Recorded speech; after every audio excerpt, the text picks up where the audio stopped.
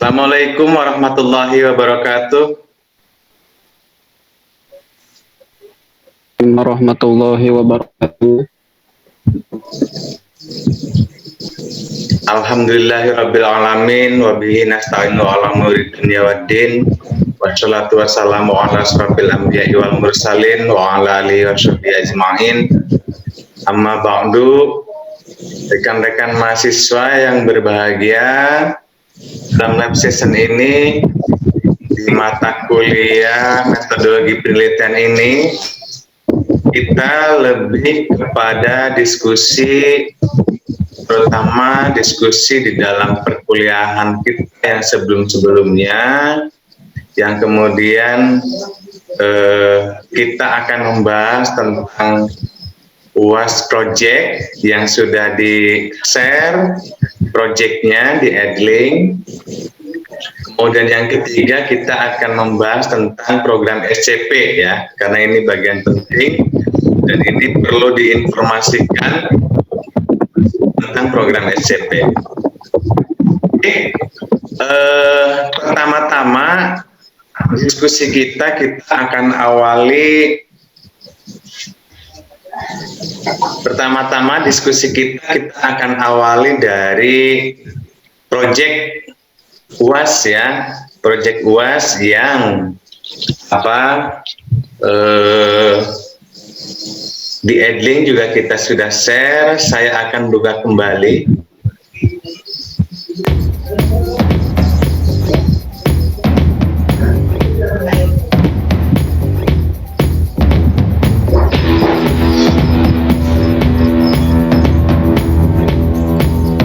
Saya akan kembali di Edling. Saya buka. Kemarin di sesi berapa ya? Sesi 14 ya? Ya betul Pak, di sesi 14. Nah, di sesi 14 ini ya. Oke. Ini kita akan awali dari sini diskusi kita bahwa tugas ini adalah sebagai pengganti UAS ya.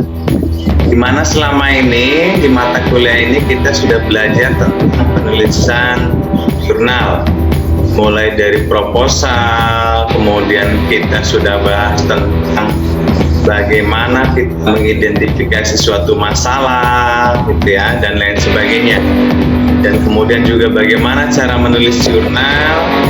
Nah, di sini tugas di sesi 14 ini, dan ini sebagai pengganti UAS, ini saya harap seminimal-minimalnya jurnal kita disubmit di Akademia Edu ya. Di Akademia Edu sengaja di sini sudah saya cantumkan linknya, namun tidak tertutup hanya di tidak menutup kemungkinan hanya di Akademia Edu saja ya. Boleh yang lain di grup WA angkatan kalian juga sudah saya share link-link jurnal ya, baik link jurnal yang berbayar atau juga yang tidak berbayar. Nah, tapi paling tidak ini kita bisa submit di Akademia Edu ya, itu minimal-minimalnya di Akademia Edu. Sebetulnya ini bukan kali pertama ya tugas penulisan jurnal, submit jurnal ya, kakak tingkat teman-teman sekalian juga yang terdahulu sama ada tugas submit jurnal di Akademia Edu ya.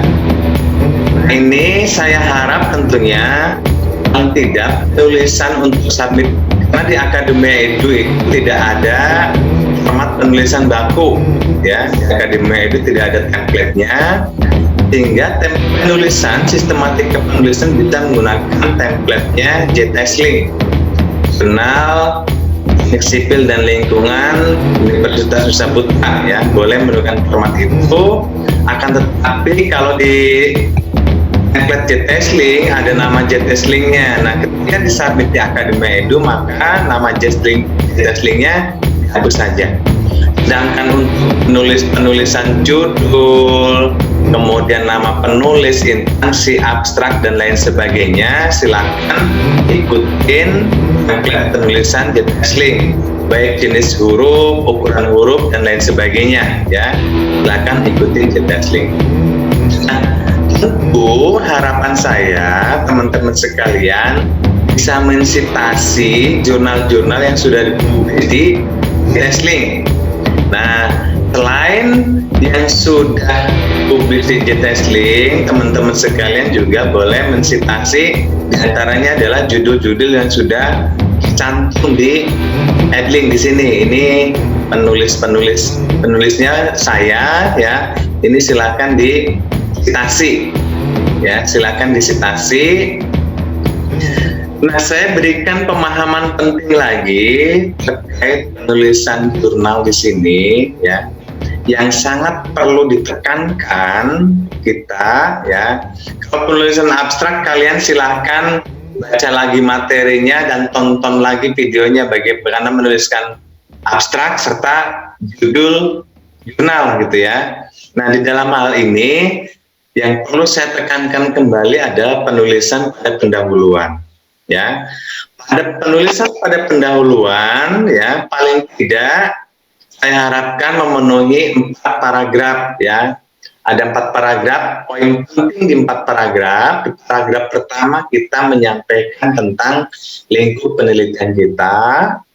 Kemudian di paragraf kedua kita menyampaikan tentang masalah-masalah yang ada di lingkup itu. Dari mana kita bisa mengetahui masalah-masalah yang ada di lingkup itu? Pertama, kita bisa mengetahui dari literatur-literatur, dari jurnal-jurnal terdahulu. Yang kedua, masalah-masalah yang ada di lingkup itu bisa kita ketahui dari pengalaman kita, dari fenomena, dari apa yang kita lihat. Ya, itu masalah-masalah yang ada di lingkup. Berapa masalah? Ya sebanyak-banyak ya yang kita ketahui, sampaikan permasalahan-permasalahan yang ada di lingkup itu di paragraf kedua ya. Kemudian di paragraf ketiga kita menyampaikan masalah spesifik yang akan kita bahas. Nah, ini catatan pentingnya di paragraf ketiga, masalah penting yang akan kita bahas itu kita perlu memberikan argumentasi dalam masalah spesifik itu. Apa argumentasinya? Argumentasinya diantaranya adalah menyampaikan pentingnya kita melakukan atau pentingnya kita membahas tentang penelitian itu. Pentingnya ada di mana gitu, itu argumentasinya ya. Argumentasinya adalah terkait dengan pentingnya suatu masalah yang akan kita angkat itu untuk kita bahas dan untuk menghasilkan suatu solusi. Tuh. Nah, di mana poin pentingnya itu, ya? Nah, yang kemudian di paragraf keempat kita perlu menyampaikan kontribusi dari hasil penelitian nanti. Kalau kita sudah selesai membahas dan menganalisis, kemudian menghasilkan sesuatu dalam masalah spesifik yang kita bahas, ya. Selanjutnya kita perlu menyampaikan di latar belakang di paragraf keempat itu adalah kontribusinya. Baik kontribusinya bagi masyarakat atau bagi ilmu pengetahuan, bagi ilmu pengetahuan atau juga teknologi gitu ya. Nah, sehingga dalam penulisan jurnal di sini ya, saya tidak berharap sesuatu yang muluk-muluk, sesuatu yang besar, tetapi hal kecil saja yang kita akan mampu selesaikan sampai pada pembahasan dan kesimpulan, tetapi mempunyai nilai tambah terhadap pentingnya tadi itu, terhadap apakah ini mempunyai nilai tambah terhadap pengembangan ilmu teknologi, atau juga ini penting menyampaikan informasi pengetahuan kepada masyarakat. Nah, itu tadi yang di bab yang di pendahuluan di paragraf ke 4. Yang penting itu suatu contoh, misalkan ya, suatu contoh hal-hal yang sederhana. Misalkan kita akan membuat model untuk memprediksi kebutuhan material pada ini, misalkan ya, berarti output yang akan kita hasilkan adalah sebuah model atau rumus. Nah, berarti metode yang kita gunakan bisa statistik. Statistik yang kita gunakan bisa menggunakan Excel, bisa juga menggunakan SPSS. Nah, sebetulnya kan itu hal yang mudah, hal yang gampang untuk bisa kita selesaikan. Tetapi dengan menghasilkan model itu berarti kita menghasilkan informasi baru dalam pengembangan ilmu. Kenapa itu merupakan pengembangan dalam bidang ilmu, gitu ya? Karena kita ketahui selama ini untuk memprediksi kebutuhan material, kita menggunakan analisa SNI, menggunakan koefisien SNI, gitu. Nah, tetapi jika kita menghasilkan rumus, misalkan dengan kita variabel inputnya misalkan luas bangunan, entah bangunannya apa, baik bangunannya sekolah atau kampus atau rumah atau ruko, gitu ya. Nah, kita dengan data inputnya itu adalah luas bangunan. Nah, maka dengan diketahui luas bangunan akan terprediksi kebutuhan material dinding misalkan. Ya, maka nanti akan diketahui kebutuhan batanya berapa, kemudian kebutuhan pasirnya berapa, kebutuhan semennya berapa, jika menggunakan material bata. Nah, jika menggunakan material hebel misalkan atau bata ringan, berarti materialnya misalkan bata hebelnya berarti berapa, gitu. Kemudian semen mortarnya atau lem hebelnya berapa, gitu. Nah, itu hal kecil mudah kita untuk laksanakan, tetapi itu akan menambah mengembangkan ilmu pengetahuan dan teknologi.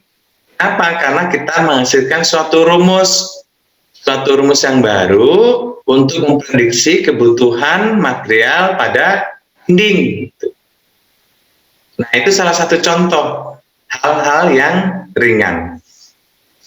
Nah, kemudian mungkin sekarang pertanyaannya, jika seperti itu, berarti kita akan membutuhkan data kalau menggunakan analisis statistik. Tentu, ya. Nah, data itu akan kita dapatkan dari mana? Nah, karena kita sudah belajar tentang bagaimana menghitung kebutuhan material menggunakan analisa harga satuan SNI, ya, maka kita tinggal mendata. Kalau mau rumah, berarti kita sampling contoh beberapa rumah yang luas bangunannya berapa, ya, luas bangunan rumahnya berapa, kemudian dari beberapa sampling bangunan rumah itu kita hitung volume dindingnya ada berapa.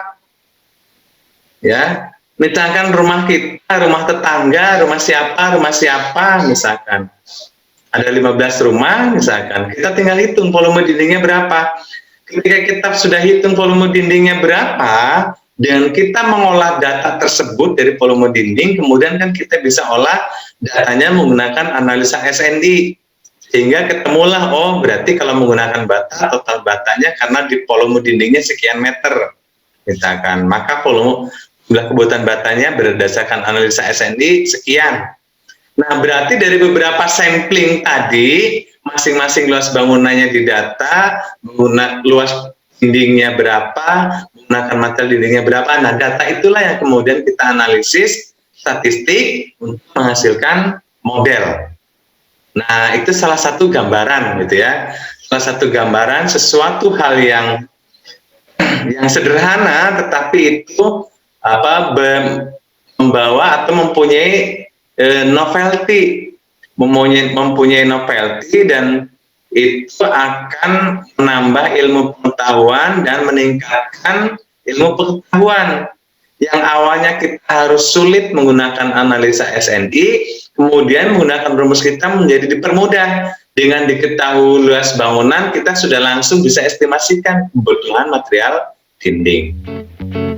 Boleh hanya spesifik dinding saja, boleh hanya spesifik misalkan lantai saja, boleh hanya spesifik misalkan hanya struktur kolom dan kolom praktis saja misalkan, dan lain sebagainya. Nah, itu diantaranya gitu ya, sebagai gambaran. Nah, mungkin sebelum saya membahas tentang SCP, mungkin ada yang perlu kita diskusikan terlebih dahulu. Mungkin ada yang mau ditanyakan dan lain sebagainya.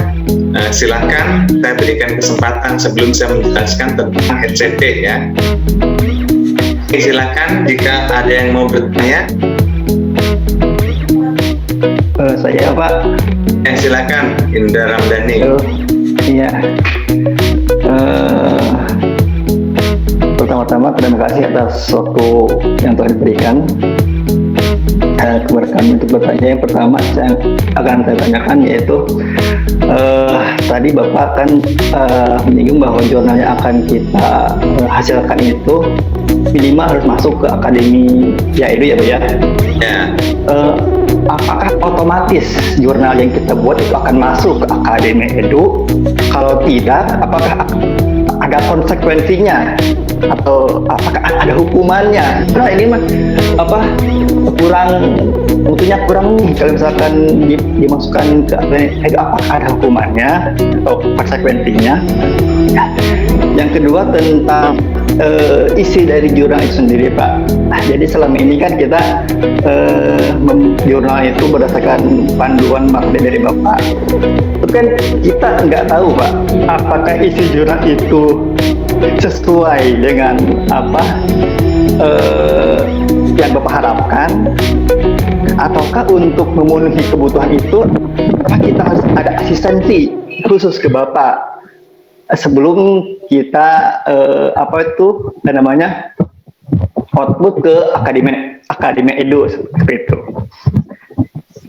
Kemudian yang ketiga adalah ruang lingkup tentang jurnal itu sendiri, atau isi atau judul dari ruang lingkupnya. Apakah kita diberikan kebebasan Pak, asal mencakup dengan teknik sipil, ataukah kita ruang lingkupnya cuma dibatasi tentang SNI aja, atau ruang lingkupnya tentang perbetonan aja, atau seperti apa? Seperti itu aja mungkin Pak dari saya. Terima kasih. Oke, terima kasih. Pertanyaannya menarik. Mungkin ini tolong disimak juga yang lain ya. Tadi pertama pertanyaannya adalah apakah jika submit di Akademi Edu otomatis publish, dan jika tidak publish apa konsekuensinya gitu ya. Oke, kenapa saya menyarankan untuk submit di Akademi Edu? Pertama, karena memang di Akademi Edu tidak ada proses review, sehingga siapapun yang submit, siapapun yang upload di sana pasti akan dipublish. Itu satu gitu ya. Sehingga sebetulnya tidak ada alasan untuk tidak submit, untuk tidak diterima, kecuali yang lain.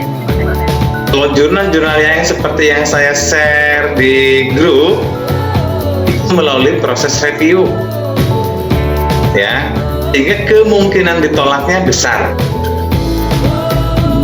ya. Itu satu. Kemudian yang kedua, tentang asistensi penulisan jurnal, tentu saya harap karena ini akan dipublish jurnalnya, akan dibaca oleh masyarakat secara umum, tentu saya menginginkan ada asistensi ke saya ya secara intensif. Setelah menulis, mungkin Pak tolong dikoreksi atau mohon arahan atau bagaimana gitu. Kenapa? Sebetulnya bukan masalah itu dipublish atau tidak dipublish, tapi permasalahannya adalah bahwa tulisan kita akan dibaca oleh khalayak umum. Jangan membuat malu diri kita sendiri sebagai penulis, dan saya juga sebagai dosennya. Nah, karena itu kalaupun ini menjadi UAS, silahkan, saya welcome untuk asistensi. Ya.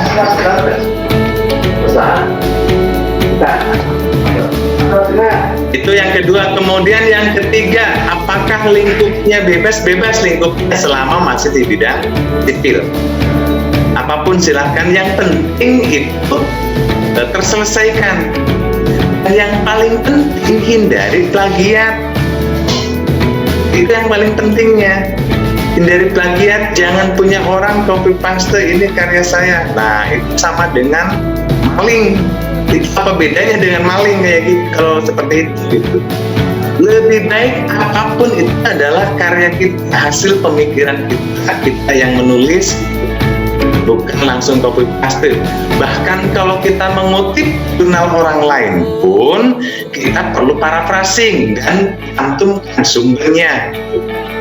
Paraphrasing itu artinya kita maksudnya sama dengan yang ditulis oleh jurnal yang kita baca, tetapi dengan gaya penyampaian atau bahasa yang berbeda.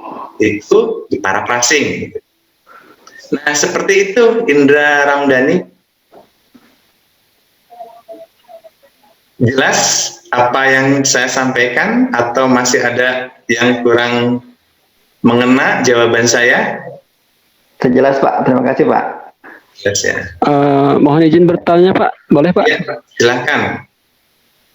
Mohon maaf Pak, ini untuk jurnal yang akan kita upload itu, kalau apa namanya contoh-contoh yang dikirimkan, dia kan dibuatnya misalkan oleh 3 orang.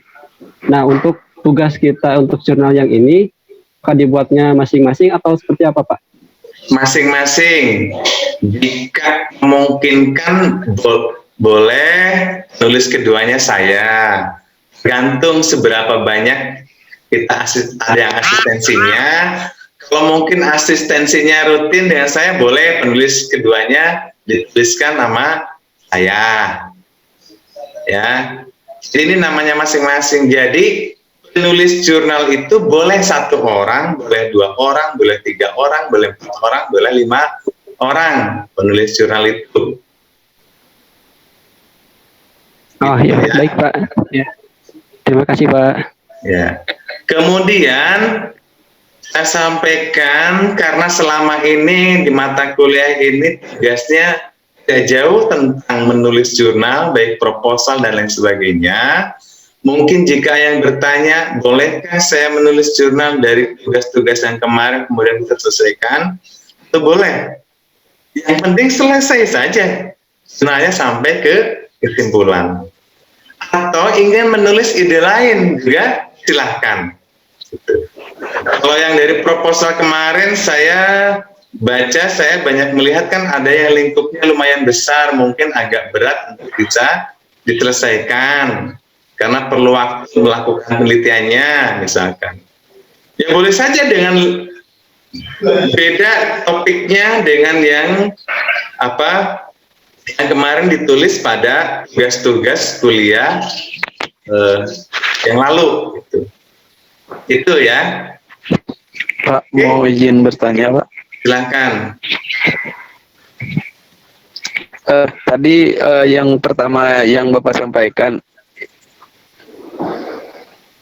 mengenai yang tadi Bapak pertama sampaikan itu kebetulan tadi sinyalnya di sini kurang bagus. Saya mau bertanya kembali, mau menanyakan yang tadi Bapak sebut contoh itu maksudnya contoh jurnal atau bagaimana Pak, yang misalnya kebutuhan pengantar untuk satu rumah misalkan, atau misalkan kebutuhan materialnya itu maksudnya seperti apa Pak? Bisa tolong diulang lagi nggak Pak? Soalnya tadi sinyal di sini kurang bagus Pak. Kasih. Oke, saya ulangi lagi. Misalkan topik kita itu tentang identifikasi material. Misal mau mengidentifikasi material dinding. Nah, dinding kan terdiri dari banyak bangunan.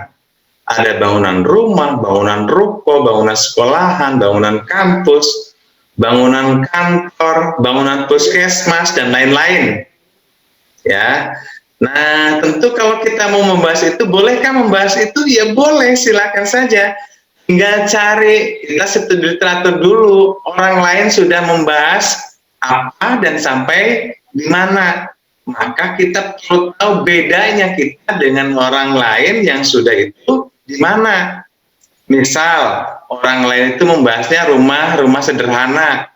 Oh, saya untuk membedakannya dengan yang lain, saya mengambil rumah mewah, misalkan. Atau misal sama-sama dinding nih dengan yang orang lain menghasilkan rumus juga, misalkan. Tapi orang yang rumah atau sekolahan, saya bangunan puskesmas misalkan. Untuk pembedanya gitu.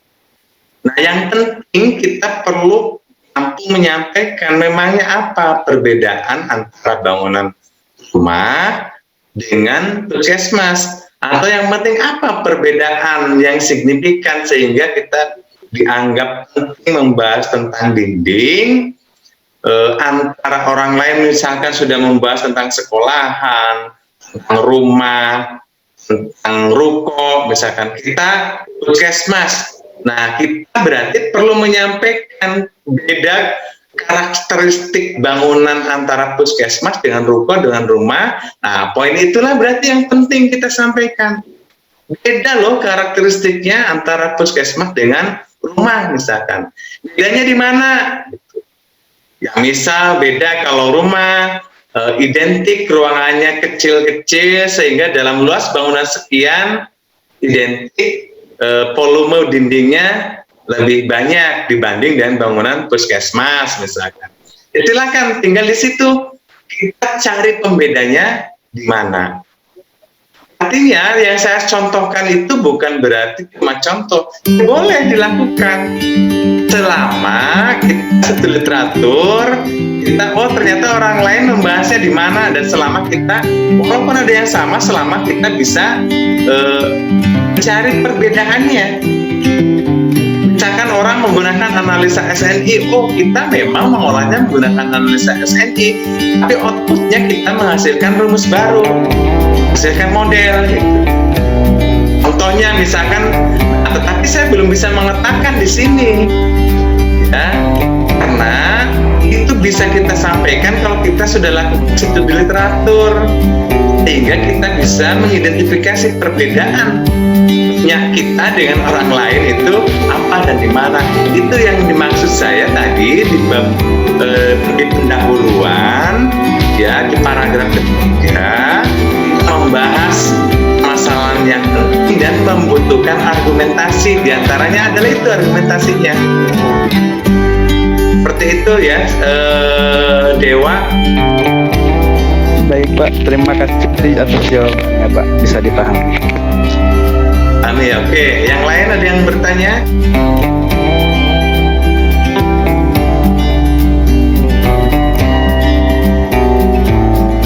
Sudah cukup jelas ya di situ? Saya tambahkan sedikit lagi pemahaman literatur review ya. Tadi di pendahuluan sudah dijelaskan paragraf yang pentingnya ya. Kemudian di literatur review atau studi literatur, terserah judulnya mau apa, boleh judulnya studi literatur atau literatur review. Tapi mungkin lebih saya sarankan untuk literatur review saja gitu ya, atau penelitian terkait gitu ya. Lebih baik subbabnya penelitian terkait. Ya, untuk jurnal lebih baik subbabnya penelitian terkait. Apa isinya di penelitian terkait? Nah, isi di dalam penelitian terkait itu kita mereview jurnal yang mirip-mirip dengan kita. Minimal 5 jurnal lah. 5 jurnal. Apa yang ditulisnya dari setiap jurnal? Yang ditulisnya adalah tentang permasalahan dalam jurnal itu, kemudian metode yang digunakan oleh jurnal itu, dan solusi yang disampaikan dalam jurnal itu. Misal contoh kalimatnya begini.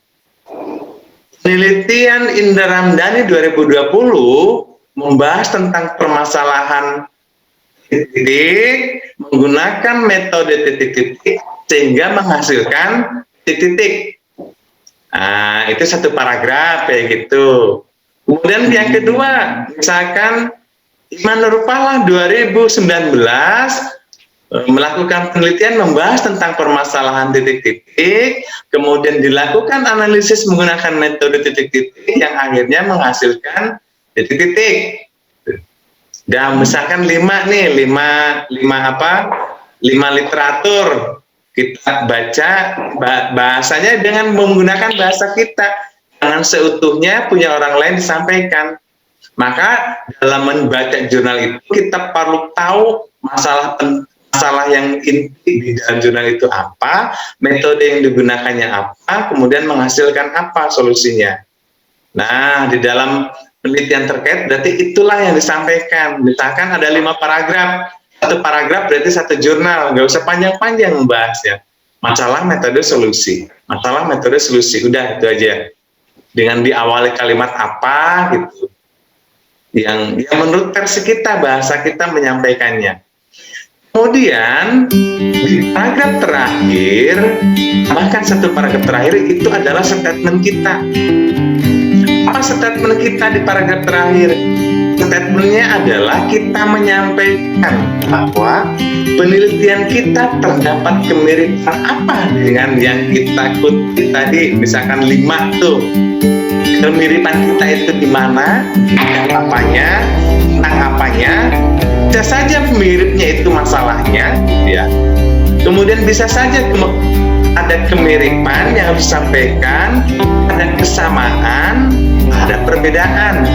Miripnya di apanya, samanya di apanya, bedanya di apanya. Nah, itu yang perlu kita sampaikan di paragraf terakhir di bab penelitian terkait. Ya, misalkan penelitian terkait itu jumlahnya menjadi 5 paragraf, 6 paragraf ya. Yang 5 paragraf adalah hasil literatur review dari jurnal-jurnal 5 tulis atau 5 judul gitu ya. Yang paragraf terakhir adalah statement kita yang menyampaikan tentang kemiripan punya kita dengan yang kita studi literatur, kemudian kesamaan jika sama. Jika tidak ada yang samanya, sampaikan saja tidak ada yang sama. Kemudian sampaikan perbedaannya. Jika tadi ada yang mirip, perbedaan signifikannya ada di mana? Ya, itu berarti di bab kedua tentang penelitian terkait.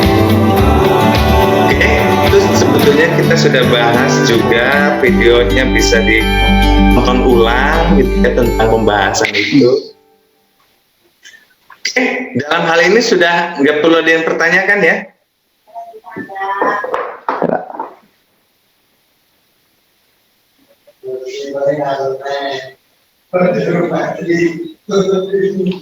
Indra Ramdhani mau bertanya?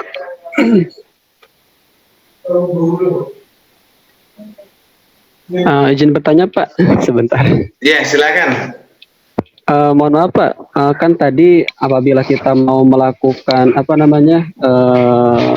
konsultasi ke Bapak, kita bisa melakukannya via WhatsApp atau seperti apa Pak? Atau via WhatsApp saja, via WhatsApp saja biar bisa cepat tanggapannya. Kalau lewat email itu kadang-kadang, kecuali kalau tanggapan saya, tolong kirim ke email, karena kadang-kadang WA saya kadang-kadang nggak bisa download file gitu ya. Nanti saya merespon, kalau saya nggak bisa mendownload, tolong kirim ke email gitu. Baik, Pak. Ini misalkan yang kita akan konsultasikan itu kita harus membereskannya semua satu jurnal itu atau seperti apa Pak? Sebaiknya begitu, jadi koreksinya secara langsung. Kalau sedikit-sedikit nanti lama. Berarti kita buat dalam satu utuh dulu, baru kita minta mohon maaf Pak untuk minta koreksi atau seperti apa gitu. Nah, sebaiknya seperti itu. Ya, sebaiknya tulis saja dulu sampai selesai, baru saya harap semua sebelum submit, saya harap konsul dulu, Pak ini udah layak submit belum kira-kira gitu. Saya harap ya, tulis saja semua dulu sampai selesai gitu. Setelah itu kirim dulu, layak submit belum ini gitu. Lebih baik seperti itu ya, sistem asistensinya. Ya, baik Pak. Kalau mohon maaf Pak, ingin bertanya. Ya. Untuk kan tanggal 31 ya Pak ya. Nah, ya. Itu tanggal 31 itu deadline nge-submit, berarti untuk asistensinya paling telat-telatnya tanggal berapa tuh Pak? Terima kasih. Ya, sebelum tanggal 31 berarti. Ya, berarti sebelum tanggal 31. Oh iya Pak. Ya oke Pak, siap. Ya artinya kan gini, kalau kita merasa yakin kayaknya udah punya saya udah bagus nih, udah layak, ya boleh agak-agak mepet misalkan tanggal 28 gitu. Tapi kalau kita merasa nggak yakin ini mungkin perlu banyak direvisi, ya dari jauh-jauh hari silahkan. Ini mohon koreksi gitu. Gitu ya Dewa Saiful Rahman. Iya Pak, terima kasih Pak. Oke, ada lagi yang lain? Kalau nggak ada, saya langsung bahas tentang SCP. Karena ternyata waktunya 5 menit lagi, saya ada jadwal yang kelas C, kelas minggu. Iya Pak, langsung next aja Pak. Langsung aja ya. Keterangannya nanti by WA. Iya, boleh. Oke. Kemudian yang ingin saya sampaikan adalah tentang program SCP. Saya informasikan ulang, tadi saya sudah ditegur oleh akademi, kita belum melaporkan daftar nama siapa mengambil program apa. Jadi kemarin kan saya infokan sampai tanggal 30, ternyata ini harus dipercepat. Jadi sampai tanggal 26. Jadi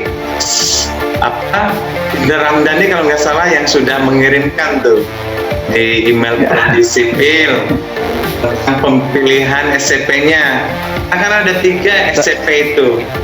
Tapi masalahnya ketentuan baru dari Pak Rektor untuk yang kelas blended learning ini, ya SCP-nya hanya kalau mau intensif itu hanya boleh di luar negeri, ketentuannya tadi itu.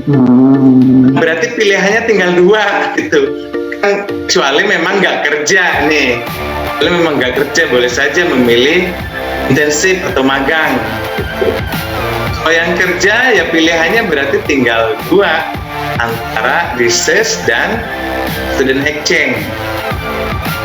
Tentang research saya tidak perlu bahas panjang lebar karena dalam mata kuliah ini juga tentang research gitu ya. Nah, tetapi mungkin outputnya sama, outputnya itu harus publish jurnal. Jadi di semester 6 ini kita membuat proposal researchnya, ya. Setelah membuat proposal researchnya kita langsung lakukan research. Syukur-syukur bisa selesai researchnya di semester 6. Jika tidak bisa selesai di semester 6, maka lanjut di semester 7.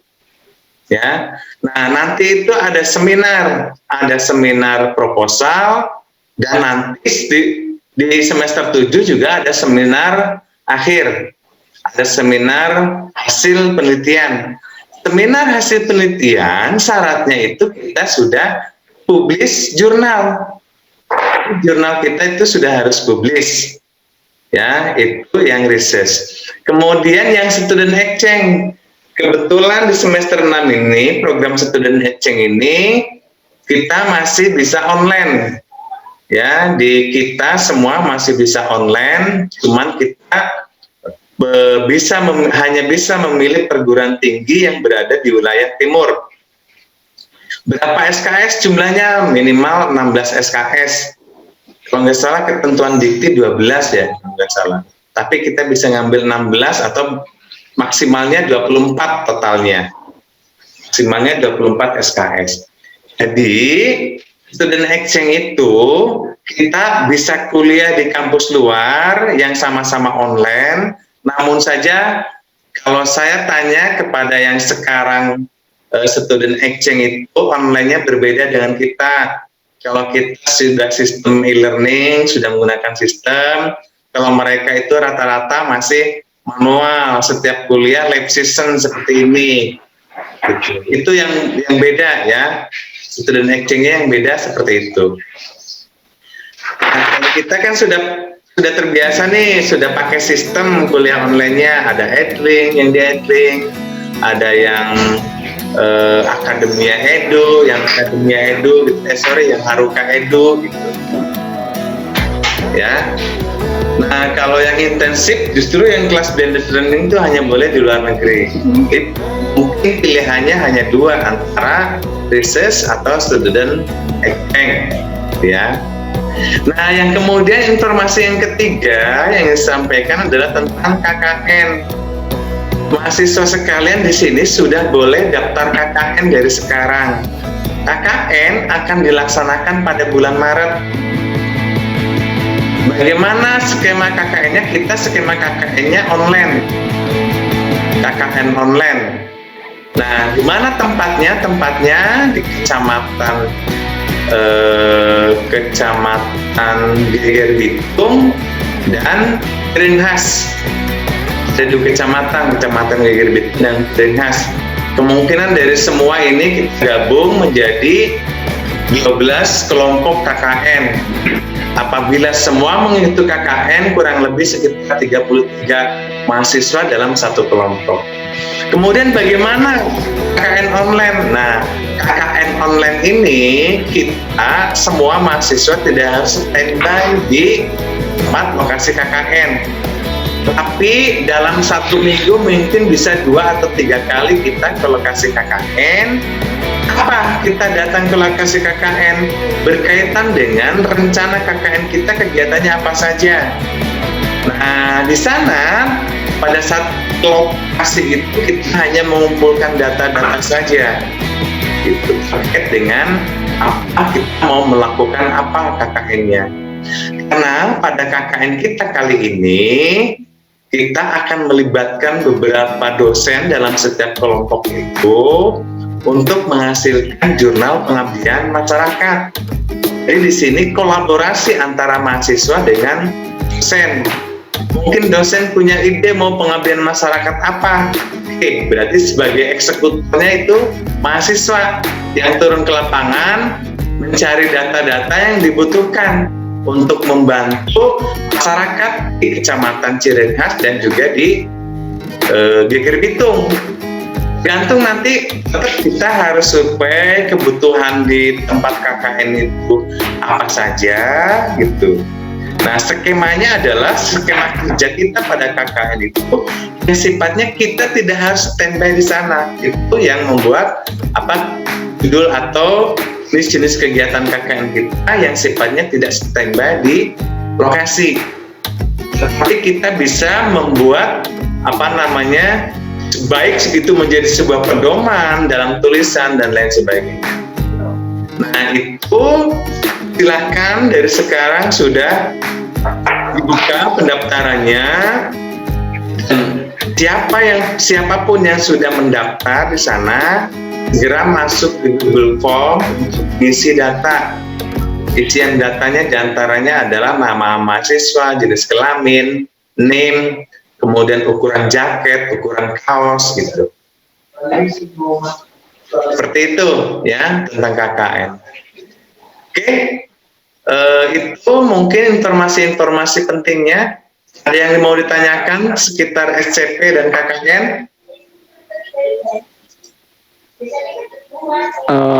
Mohon maaf Pak, mau izin bertanya lagi Pak untuk mengenai KKN ini. Ini kan ada selembaran info pemberitahuan dari si Akad mengenai KKN. Untuk periode pendaftaran registrasi KKN pertama itu paling lambat tanggal 14. Nah, itu karena di sini ada infonya setelah melakukan pendaftaran mahasiswa diwajibkan mengisi data di e-form Google itu apa? Ya, itu pendaftaran itu tanggal berapa sampai tanggal berapa, ada kan infonya di situ? Ada Pak. Tanggal berapa mulai pendaftaran? Di sini sih periode untuk yang pertama itu paling 14 Februari. 14 sampai? Ini sih paling lambat Pak ditulisnya. Oh, paling lambat sampai 14 Februari ya. Dari tanggal 15 Januari bisanya Pak. Ya. Sampai 14 Februari. Ya, berarti sampai 14 Februari itu pendaftaran. Kenapa dibatas waktunya? Karena kita kan harus menyiapkan logistik. Logistiknya diantaranya jaket KKN, kaos KKN, kopi, buku petunjuk KKN. Nah, kalau nggak dibatasi seperti itu, kita yang akan kewalahan. Kami lembaga akan kewalahan. lembaga kita akan kewalahan dalam mempersiapkan logistik. Kalau nggak dibatasi seperti itu, makanya nanti yang tanggal 14 belum daftar ya tidak bisa ikut KKN periode ini. Nah nanti kalau nggak seperti itu kan komplain, mahasiswa komplain, saya udah daftar, udah bayar, saya belum terima jaket, belum terima kaos dan sebagainya. Nah karena kan untuk menyiapkan logistik itu perlu waktu. Kenapa perlu waktu? Ukuran badan kita berbeda-beda. Ada yang L, ada yang XL, ada yang S, ada yang M, berbeda-beda. Jadi kita nggak bisa asal gitu. Harus sesuai dengan ukuran, makanya di sana harus mengisi data supaya pas. Itu Iman Nurfalah. Jadi apabila lewat tanggal 14 Februari kita belum mendaftar, ya berarti kita tidak bisa ikut KKN periode ini. Baik Pak. Pak, mau izin bertanya. Kalau untuk kembali ke seminar proposal ya Pak ya, itu kira-kira untuk bulannya biasanya di bulan apa ya Pak? Maksudnya supaya ada gambaran persiapan gitu Pak. Kembali lagi, mungkin ini nggak ada kaitannya dengan KKN, tapi ini ke seminar proposal, mohon maaf. Seminar proposal itu paling akhir itu berarti sekitar di akhir semester genap, paling lambatnya. Ya, paling lambatnya di akhir semester genap. Bisa dilihat di kalender akademik. Secara pastinya ada di kalender akademik. Itu waktu terakhir seminar proposal. Ya, saya ada di saya, cuman kalau saya cari dulu agak lama ini. Waktunya keburu ini. Baik Pak, nggak apa-apa Pak. Kalau boleh kalau ada Pak mungkin saya minta lewat boleh nggak Pak kalender akademik? Soalnya boleh. Nanti saya share di grup. Saya share di grup ya. Oh ya, boleh Pak. Terima kasih banyak. Terima kasih Pak. Oke, cukup ya. Ya cukup Pak. Ya cukup. Cukup ya, ini waktunya gantian. Saya udah terlanjur menjadwalkan yang kelas C ini 20.30, sekarang 20.38, lewat 8 menit saya ini. Assalamualaikum. Pak, Pak masih bisa ada waktu. Udah habis Pak Indra, udah habis. Oh, udah habis ya, udah. Nggak apa-apa, terima kasih. Nanti bisa tanya jawab lewat WA saja, nggak apa-apa. Apabila ada yang bertanya, WA saja ya. Terima kasih Pak. Nah, silakan di WA saja terkait KKN atau apa, silakan di WA saja ya. Karena ini gantian ini ya. Terima kasih Pak.